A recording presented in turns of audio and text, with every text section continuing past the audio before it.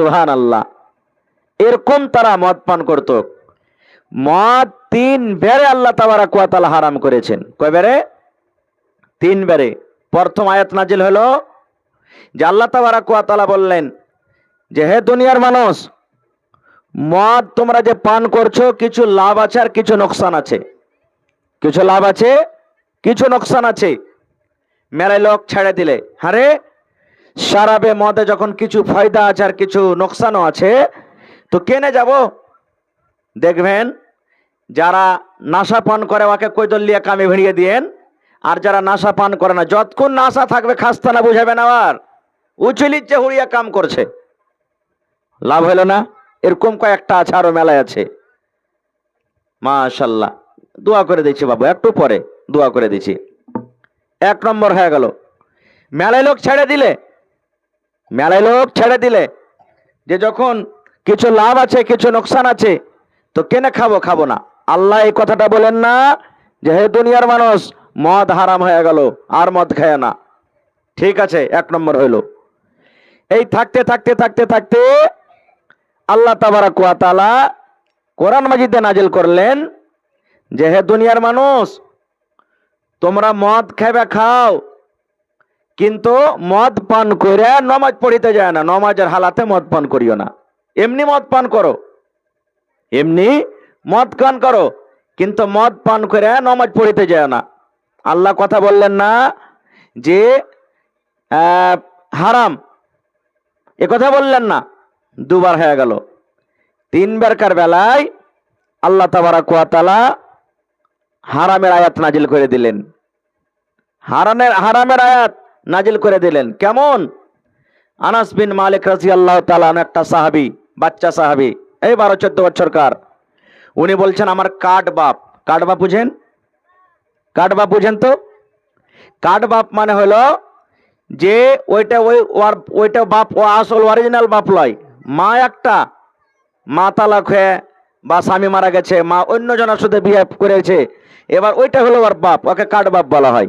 আবু তালহা রাদিয়াল্লাহু তাআলা আনহু, ওর বাড়িতে বলছে ভোজ চলছে, পার্টি চলছে, আর আনাস বিন মালিক সবকে গিলাসে করে করে ঢেলে ঢেলে মদ পান করেছে, শরাব পান করেছে। এবারে একটা এলান করনেওয়ালা এলান করছেন গ্রামে, কি ইন্নাল খামরা কদ হুররিমাত, ইন্নাল খামরা কদ হুররিমাত, ইন্নাল খামরা কদ হুররিমাত। একটা এলান করনেওয়ালা এলান করছেন আর চলে গেছেন। ওরে সুবহানাল্লাহ। ঠিক আছে, দূরে থাও, নাইমুদ্দিন আরো দূরে থাও, দূরে থাও। কি এলান করছেন? ইন্নাল খামরা কদ হুররিমাত।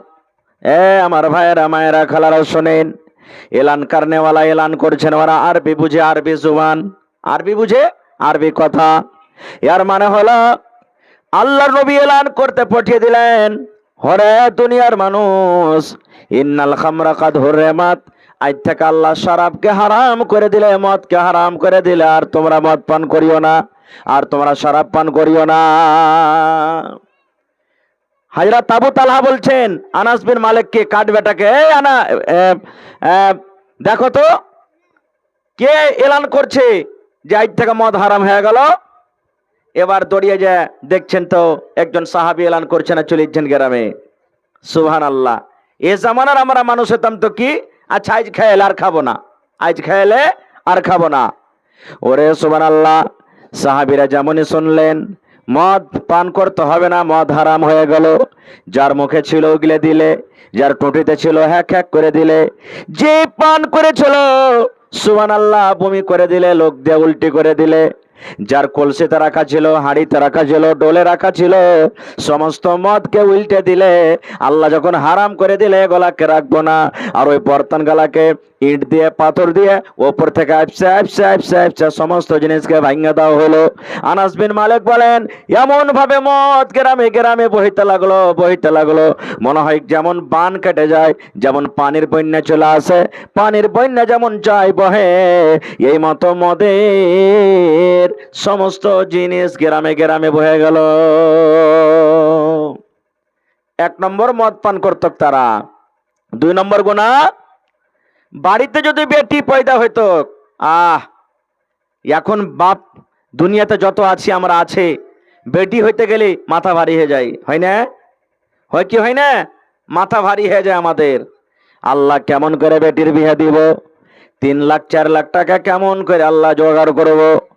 কেমন করে আল্লাহ মোটর সাইকেল দিব, 4 চাক্কা দিব? কেমন করে আমি বেটির বিয়ে দিব? বাপের রাতের বেলাতে কিন্তু ঘুম আছে না, বিছানায় আরাম হয় না।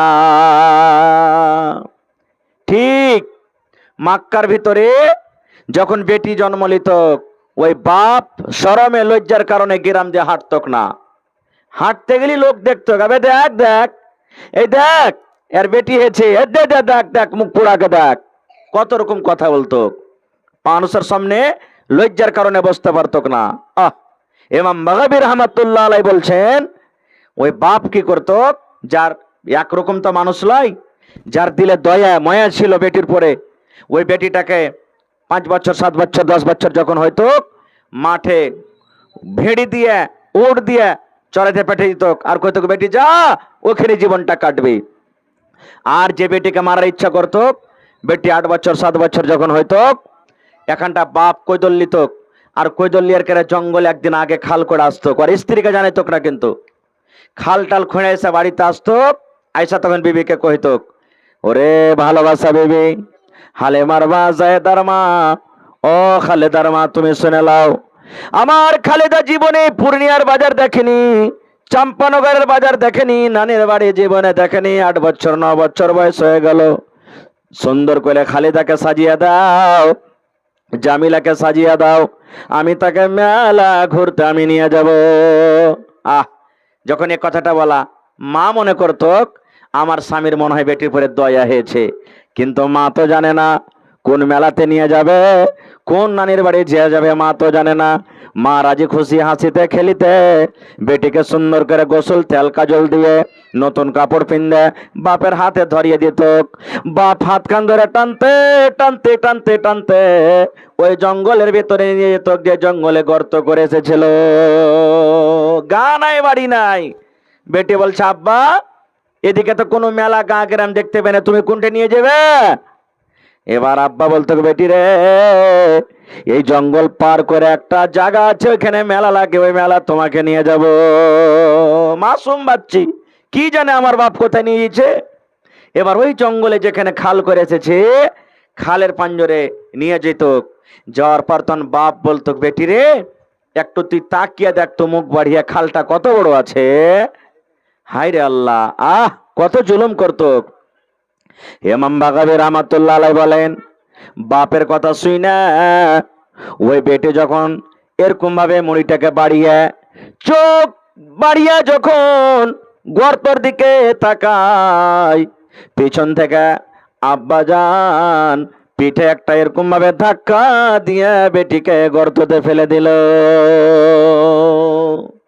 বেটি খালে কোরআনে মাজিদে নাজিল হলো রোজার মাসেতে, ফুরকানে হামিদে নাজিল হলো জিবরিল দ্বারা। ইকরা বলেন রুহুল আমিন, নবীজিকে দিলেন পড়ার তালিম। ইকরা বলেন রুহুল আমিন, নবীজিকে দিলেন পড়ার তালিম।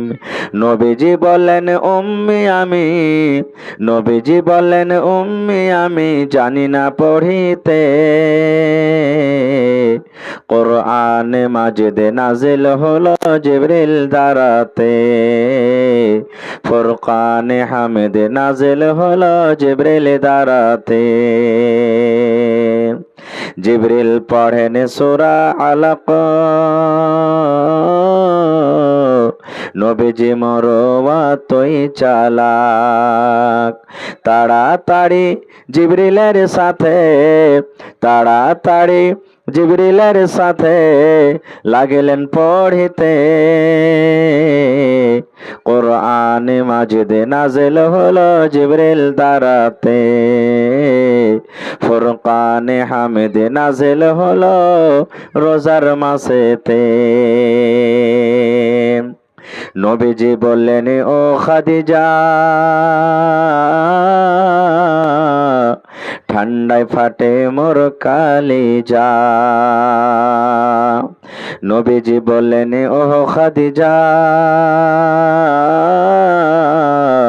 ঠান্ডায় ফাটে মোর কালিজা। ওড়াও চাদর জান চলে না, ওড়াও চাদর জান চলে না, জ্বরের জ্বালাতে। কোরআন মাজিদ নাজিল হলো রোজার মাসেতে, ফুরকান হামিদ নাজিল হলো জিবরিল দ্বারাতে। মানব কুলে আহকাম সারা, পূর্ণ কালাম তেরে সে পারা। পঠাইলেন বারেক তালা, পঠাইলেন বারেক তালা, ধীরে ধীরে এই জগতে। কোরআন মাজিদ নাজিল হলো জিবরিল দ্বারাতে, ফুরকান হামিদ নাজিল হলো রোজার মাসেতে। নারে তাকবীর।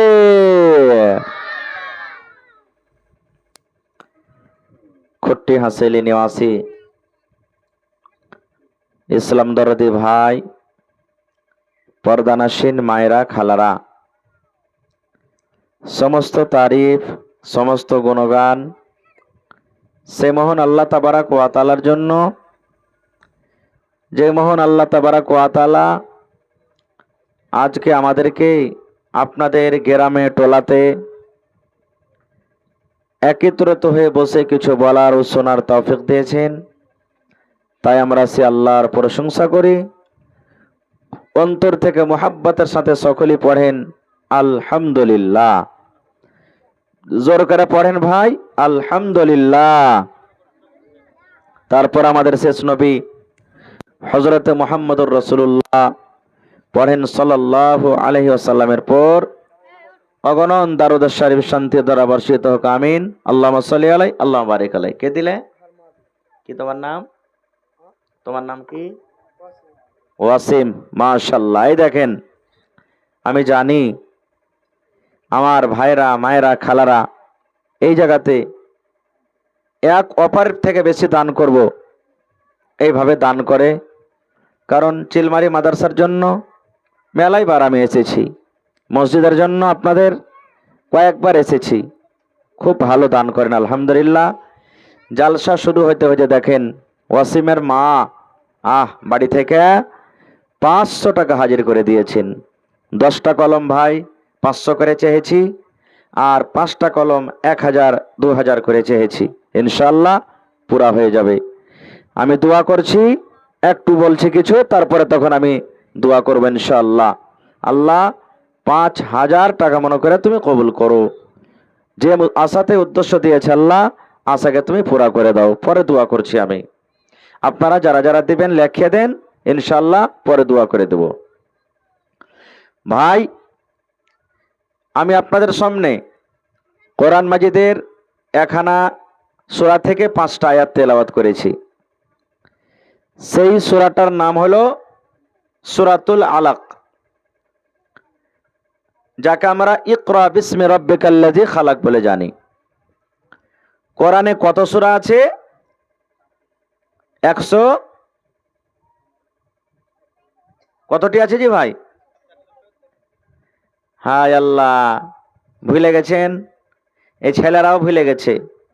যদি আরাকে কহা যায় হ্যাঁ জি ভোজপুরি ফিল্মটাতে কয়টা গান আছে, 1 মিনিটে বলে দিবে। 114 সূরা আছে। এখন আল্লাহর রহমতে আগেকার থেকে পড়ালেখা মানুষ বুঝেছে, পড়াইছে বেটা বেটিকে, নাকি? আগতে পড়াইতো না ভালো করে, ওই গ্রামে 2টা 4টা পড়েছে, এখন পড়াইছে। আর বেটা ছেলের থেকে মনে হয় বেটি ছেলেগুলাই বেশি পড়েছে। বেটা ছেলেগুলা ওই বিয়া শাদী করার লেগে 2-4টা সূরা গালা শিখবে, কেনে যে টাকা পয়সা বেশি পাইবে, দেখতে আসবে তো সামনে যাতে কহিতে পারে। আর ওর ফের লালচ কত, দেখ বউ দেখতে যাচ্ছিস, পড়ালেখা বেটি ছেলে হওয়া চাই। নিজে শিখবে না শিখবে কিন্তু পড়ালেখা বেটি ছেলে হওয়া চাই। ভাই মুসলমান, ভালো কথা, হওয়া দরকার। তো আল্লাহ তাবারাক ওয়া তাআলা 114টা সূরার মধ্যে যেই সূরাটা আল্লাহ প্রথমে দিলেন সেটা হলো ইলম সম্পর্কে, পড়া সম্পর্কে দিয়েছেন। এবার একটু আপনাদের সামনে আর একটা কথা রাখি, যারা মাদ্রাসাতে পড়ালেখা করছে, যে ভাই যে বোন, ছোট ছোট কিতাবও লেখা আছে। একটা কিতাব আছে রাসূলে আরবি, একটা কিতাব। ওই কিতাবটাতে লাব্বে আতিহার পরে একটা মৌজু বিষয় বান্ধা আছে, পহিলি বাত, মানে প্রথম কথা। ওই মৌজুটাতে, ওই বিষয়টাতে আর বহেনেরা পড়ে হবে ভাইরা, যে নবী সাহেব যখন মক্কাতে জন্মলেন, মক্কার অবস্থা কেমন ছিল, মক্কার হালাত কেমন ছিল। যে মক্কা গোটা পৃথিবীর মধ্যে এখন 1 নম্বর ইমানদার আল্লাহওয়ালা ওই জায়গাতে আছে। যে জায়গাতে নবীজি জন্ম নিয়েছেন, যে জায়গা থেকে কোরআনের প্রচার হয়েছে, যে জায়গা থেকে ইসলামের ঝান্ডা গোটা পৃথিবীতে ছড়িয়ে গেছে, সে জায়গাটা কেমন ছিল। কথাতে কথাতে আমরা বলি না আমার গা কোনোদিন সুধরিবে না, বলছি আমরা এক কথাতে, মৌলানাজি আমাদের গ্রাম সুধরিবে না, না, এটা ভুল কথা, এটা ভুল কথা। আপনাদের গ্রাম থেকেও, আমাদের গ্রাম থেকেও মক্কাতে বেশি বুড়া হচ্ছিল, বুড়া কাম হইতো। কতখানি বুড়া কাম হইতো, 2-4টা কথা শুনেলেন। সোজাসুজি এটা মনে করেন দুনিয়াতে কোনো এমন বুড়া কাজ হয় না বা নাই যে মক্কার ভিতরে হইতো না। দুনিয়াতে যত পৃথিবীতে পাপের কাজ আছে মক্কার ভিতরে হইতো। যেমন মক্কাতে মানুষরা মদ খেত, আরবের ভিতরে মদ পান করত। আর মদ কেমন করে পান করত জানেন? আজ আমাদের বাড়িতে মেহমান কুটুম যদি আসে তো কি দি? নাস্তা, চা দি, নাস্তা দি। ওই জামানাতে যখনই মেহমান বাড়িতে এলো, গিলাসে করে ঢালা প্রথমে দিলেতে 1 গিলাস দে, ওইটাই নাস্তা, মেন খানা ওইটা হলো নাস্তা।